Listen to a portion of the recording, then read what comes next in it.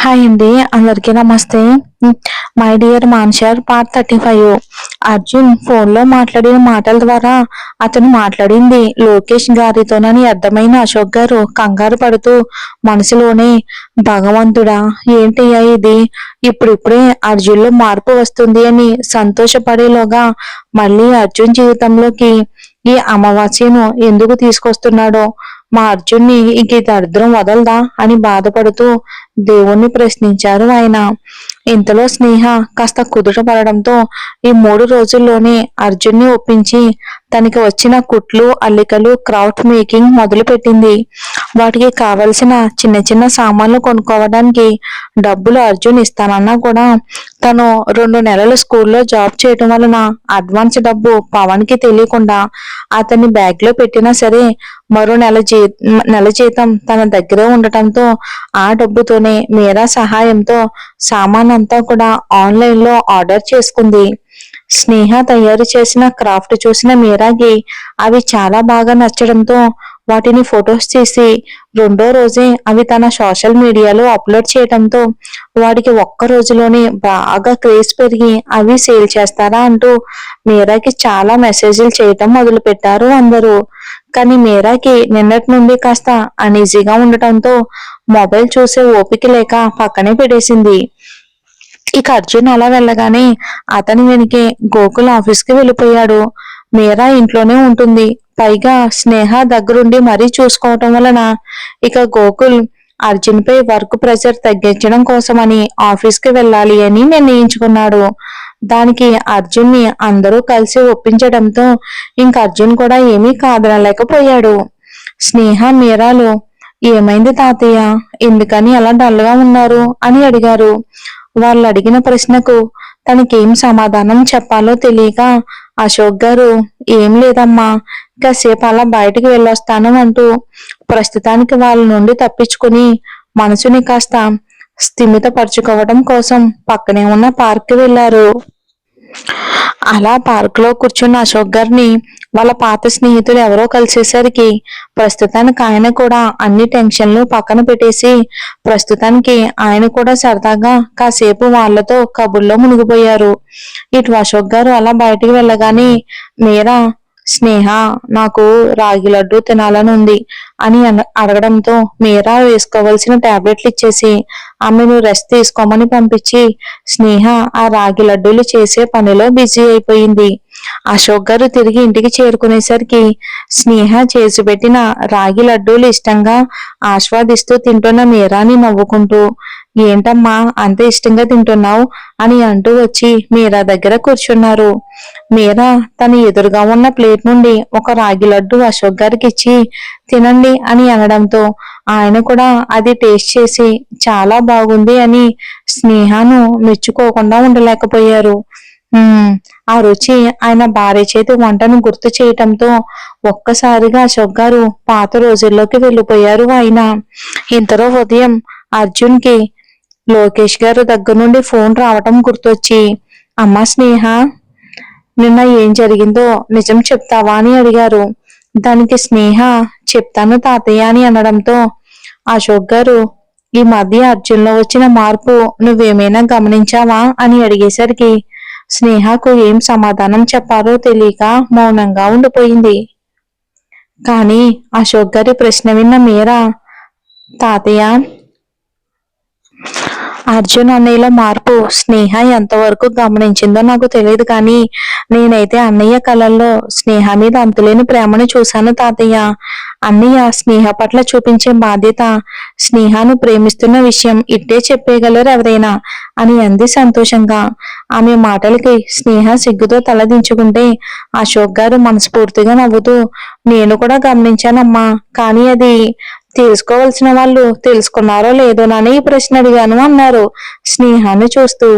అశోక్ గారు మాటల అంతరార్థం అర్థమైన స్నేహ చిన్నగా తలెత్తి అశోక్ గారి చేతులు పట్టుకుని, తాతయ్య, అర్జున్ గారు నా పట్ల చూపించే ఇష్టం మాత్రమే కాదని, ఆయన మనసులో నాకంటూ ఒక స్థానం ఏర్పడిందని నాకు ఈ మధ్యనే అర్థమైంది.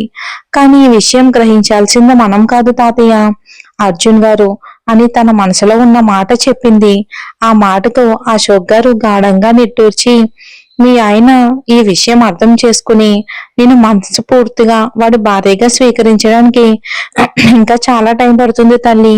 నిజానికి అది జరగాలి అంటే నువ్వు నీకు తెలియని శత్రువులతో ఒక మినీ యుద్ధమే చెయ్యాలి. ఆ యుద్ధంలో నువ్వు అర్జున్ని గెలుచుకోవాలి. అప్పుడే వాడిలో అనంతమైన ప్రేమ నీకు దక్కుతుంది తల్లి అన్నారు. జరగబోయేది అశోక్ గారు ముందే ఊహిస్తూ. ఆయన మాటల్లో స్నేహకు ఏం అర్థమైందో తెలియదు గాని మౌనంగా ఆయన వైపుకు చూస్తూ ఉండిపోయింది. మీరాకి మాత్రం ఒక్క మొక్క కూడా అర్థం కాకపోవడంతో వీటికి సబ్ టైటిల్స్ లేవేమో అని తనలో తానే అనుకుని ఛార్జ్ లో పెట్టిన తన మొబైల్ రింగ్ అయ్యేసరికి వెళ్లి కాల్ మాట్లాడి మొబైల్ చెక్ చేసుకున్న ఆమెకు సోషల్ మీడియాలో స్నేహ క్రాఫ్ట్ కోసం వచ్చిన మెసేజ్లు చూసి సంతోషంగా తన దగ్గరకు వచ్చి అదే విషయం స్నేహకు చెప్పింది మీరా. మీరా చెప్పిన విషయం విని స్నేహ మాత్రమే కాదు అశోక్ గారు కూడా చాలా సంతోషించారు. ప్రస్తుతానికి స్నేహ దగ్గర అవైలబుల్ గా ఉన్న కొన్ని క్రాఫ్ట్స్ మాత్రమే ముందుగా మెసేజ్ చేసిన వాళ్ళకి కొరియర్, ఇలా ఇదంతా మీరా చెప్తూ ఉంటే ఇవన్నీ స్నేహ చేసేసరికి సాయంత్రం అయిపోతుంది.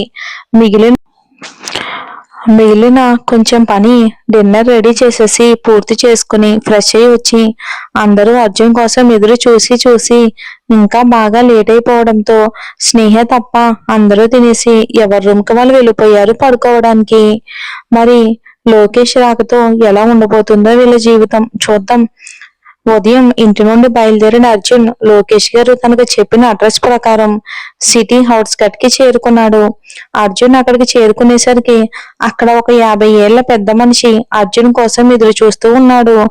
ఆయనే లోకేష్. కారు దిగిన అర్జున్ ఆయన్ని చూడగానే చిన్న చిరునవ్వుతో హాయ్ అంకుల్ ఎలా ఉన్నారు అని పలకరించాడు అర్జున్ మనస్ఫూర్తిగా. అర్జున్ మనసు పూర్తిగా అడిగాడు అని తెలిసిన లోకేష్ గారు లోపలే నిప్పులు కక్కుతూ పైకి మాత్రం లేని నవ్వుని బ్రహ్మాండంగా నవ్వుతూ ఇదిగో ఇలా ఉన్నా అయినా నాదే ముందులే అర్జున్, తాడు బొంగరం లేని జీవితం, ఉంటే ఎంత పోతే ఎంత, నాకంటూ ఈ లోకంలో ఎవరున్నారు చెప్పు, నేను పోతే కనీసం ఒక కన్నీటి బొట్టు కార్చేవారైనా లేరుగా నా కోసం అని అన్నారు ఒక కంట అర్జున్ని గమనిస్తూ ఆయన. ఆ మాటకి అర్జున్ అయ్యో అంకుల్ అవే మాటలు, దయచేసి మీరు అలా ఆలోచించకండి, మీకు మీ ఫ్రెండ్ కొడుకుగా నేను ఉన్నానుగా అని అంటాడు అర్జున్ భరోసాగా. ఆ మాటలకి లోకేష్ గారికి పెద్ద షాకే తగిలింది. అసలు ఆయన వింటున్నది నిజమో కాదో కూడా అర్థం కాకుండా మైండ్ అంతా ఫ్రీజ్ అవుతూ ఉంటే ఎదురుగా ఉన్నది అర్జునో కాదో అన్న అనుమానం ఆయనలో మొదలైపోయింది.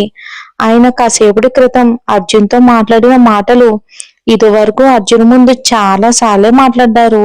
కానీ అప్పటి అర్జున్ హృదయం రాతి హృదయం కావటంతో ఇలాంటి మాటలకి అర్జున్ కాస్త కూడా స్పందించేవాడే కాదు.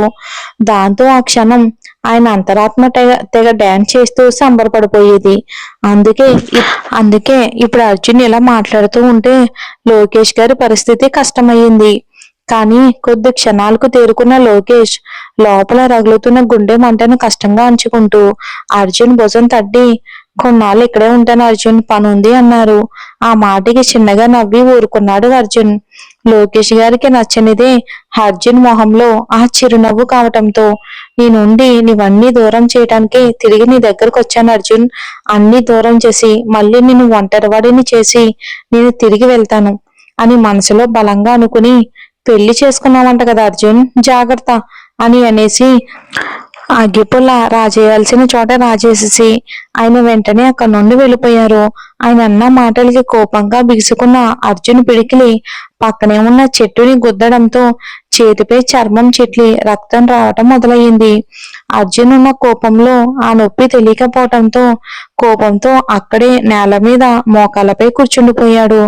ఇదంతా కాస్త దూరంలోని కారులో ఉన్న లోకేష్ గారు చూసి రాక్షసంగా నవ్వుకుంటూ ఇక నువ్వు అయిపోయావు అర్జున్, ఈసారి నేను చేసే మాయకి నువ్వు తేరుకుని బ్రతకడం అంత తేలిక కాదు, అన్నీ కోల్పోయి జీవితాంతం ఇలానే ఏడుస్తూ బ్రతకాలి నువ్వు అని అనుకుని నవ్వుకుంటూ డ్రైవర్ని కార్ స్టార్ట్ చేయమని చెప్పడంతో అతను కార్ స్టార్ట్ చేశాడు.